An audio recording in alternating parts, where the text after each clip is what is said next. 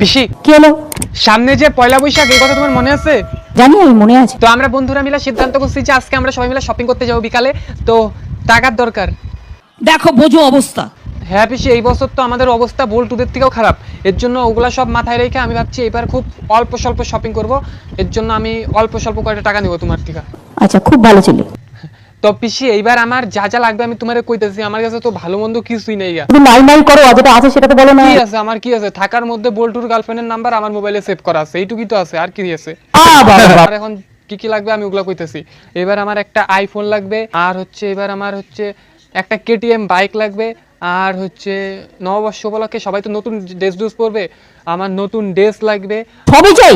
হ্যাঁ পিসি, এখন তো এগুলাই চাই, আরো পয়লা বৈশাখ তো আরো 10 আছে, তারপরে আরো যেগুলা লাগবে ওগুলাও পাবে। চ্যাংড়ামো হচ্ছে এটা, একটা বলবার মতো একটা লিমিট আর লাগবে। আরে পিসি কইলাম না, এবার লিমিট বুঝেই তো এই কয়টা জিনিসই চাইছি। দাও 10 20 30 লাখ টাকা।